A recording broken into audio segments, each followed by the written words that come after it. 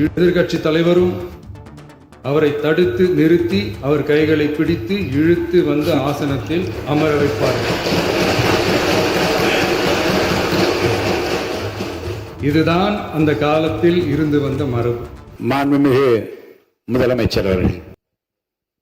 மாண்புமிகு பேரவைத் தலைவர் அவர்களே, மக்களே மக்களுக்காக, மக்களால் நடத்தும் ஆட்சி மக்களாட்சி என்றார் அமெரிக்க முன்னாள் குடியரசுத் தலைவர் திரு ஆப்ரஹாம் லிங்கன்.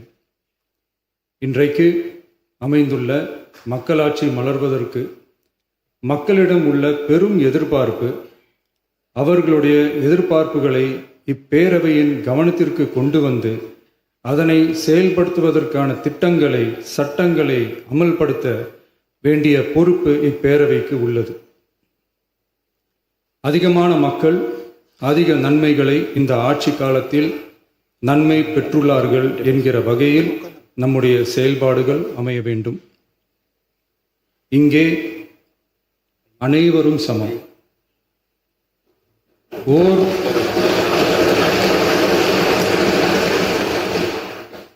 ஓர் உறுப்பினரை கொண்ட கட்சிகள் இங்கே இடம் பெற்றிருந்தாலும் அவர்களுடைய கருத்துகளுக்கும் அதிக எண்ணிக்கை பெற்ற தமிழக வெற்றிக் கழக உறுப்பினர்கள் தெரிவிக்கும் கருத்துகளுக்கும் சமமாகவே மதிப்பளிக்கப்பட்டு நல்லவை ஏற்கப்பட்டு அல்லவை நிராகரிக்கப்பட்டு ஜனநாயகத்தின் இதயமாகவும் மூளையாகவும் இப்பேரவை செயல்பட வேண்டும். அதற்குரிய வகையில் பெருமை வாய்ந்த வரலாற்று சிறப்பு கொண்ட இப்பேரவையை நடத்தி செல்லும் பண்பை பெற்றுள்ளவரையே தமிழக வெற்றிக் கழகம் முன்மொழிந்து தாங்கள் இன்றைக்கு இந்த ஆசனத்தில் அமர்ந்துள்ளீர்கள். மாண்புமிகு பேரவைத் தலைவர் அவர்களே, தாங்கள் பேரவைத் தலைவராக ஒருமனதாக தேர்ந்தெடுக்கப்பட்டுள்ளீர்கள். தங்களை இந்த ஆசனத்தில் மாண்புமிகு பேரவை முன்னவரும் எதிர்க்கட்சி தலைவரும் தங்களுடைய கரங்களை பிடித்து அழைத்து சென்று அமர வைத்தார்கள். இந்த சம்பிரதாயம் எப்படி வந்தது என்று சொன்னால் சுவாரஸ்யமாக இருக்கும். பெரிய வரலாறு சம்பவத்தில் உள்ளது. இங்கிலாந்து நாட்டில் உள்ள பாராளுமன்ற நடைமுறைகளை போன்றதே நம்முடைய பாராளுமன்ற நடைமுறைகளும். மன்னராட்சி இருந்த காலத்திலேயே அங்க பாராளுமன்றம் இயங்கியுள்ளது. அக்காலத்தில் அனைத்து அதிகாரங்களையும் பெற்ற மன்னரும் இருந்தார், பாராளுமன்றமும் இயங்கியது. அங்கே மன்னர் ஒரு பணியை செய்ய வேண்டும் என்று விரும்புவார். பாராளுமன்றம் அவருடைய விருப்பத்தை பெரும்பாலும் நிராகரிக்கும். மன்னர் விரும்பிய காரியத்தை பாராளுமன்றம் நிராகரித்து விட்டது என்கிற செய்தியை மன்னருக்கு சொல்ல வேண்டியவர் பாராளுமன்ற தலைவர், ஸ்பீக்கர் என்பார்கள். பாராளுமன்றத்தின் கருத்தை மன்னரிடம் சொல்ல வேண்டியவர் ஸ்பீக்கர். அதற்கு துணிவு வேண்டும். சில பணிகளை செய்வதற்குத்தான் பாராளுமன்றத்தின் அனுமதி வேண்டுமே தவிர அந்த ராஜ்யத்தில் உள்ள எந்த பிரஜைக்கும் மரண தண்டனை விதிக்கும் அதிகாரம் மன்னருக்கு உண்டு. தான் விரும்பியதை பாராளுமன்றம் நிராகரித்து விட்டது என்று சொல்லும் ஸ்பீக்கருக்கு மரண தண்டனை விதிக்கும்படி ஆணையிடுவார். தலையை வெட்டி விடுங்கள் என்று ஆணையிடுவார்கள். இது பலமுறை நடந்ததால் யாருமே இந்த ஸ்பீக்கர் பதவிக்கு வர விரும்ப மாட்டார்கள். எனவே புதிதாக பாராளுமன்றம் அமையும் போது ஸ்பீக்கர் பதவிக்கு ஒருவர் அறிவிக்கப்பட்டவுடன் அவர் உடனே தலை தப்பித்தால் போதும் என்று ஓட்டம் பிடிப்பார்.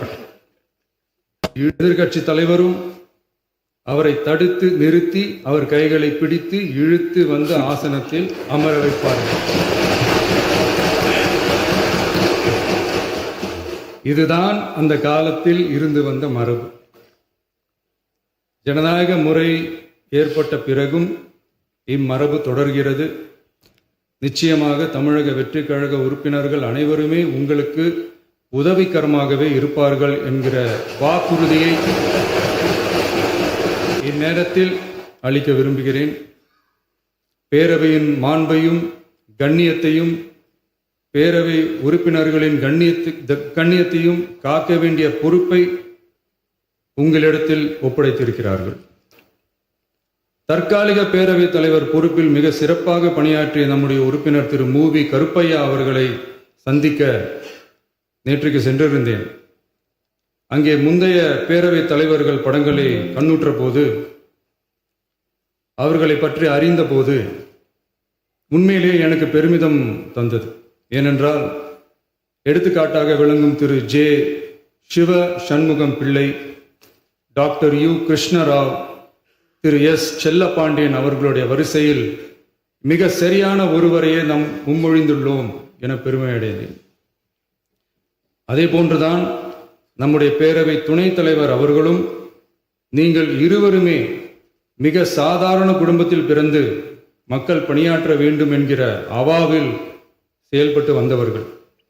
குணம் நாடி குற்றமும் நாடி அவற்றுள் மிகை நாடி மிக்க கொளல் எனும் வள்ளுவரின் வாய்மொழிக்கேற்ப சட்டமன்ற நடவடிக்கைகள் சீராக, செம்மையாக, அமைதியாக நடைபெறும் வகையிலும் சட்டமன்ற ஜனநாயக பண்புகள் நெறிமுறைகள் பேணி பாதுகாக்கப்படும் வகையிலும் இந்த அவைக்கு பேரவைத் தலைவரும் பேரவை துணைத் தலைவரும் பெருமை சேர்ப்பீர்கள் எனும் நம்பிக்கை எனக்கு உண்டு.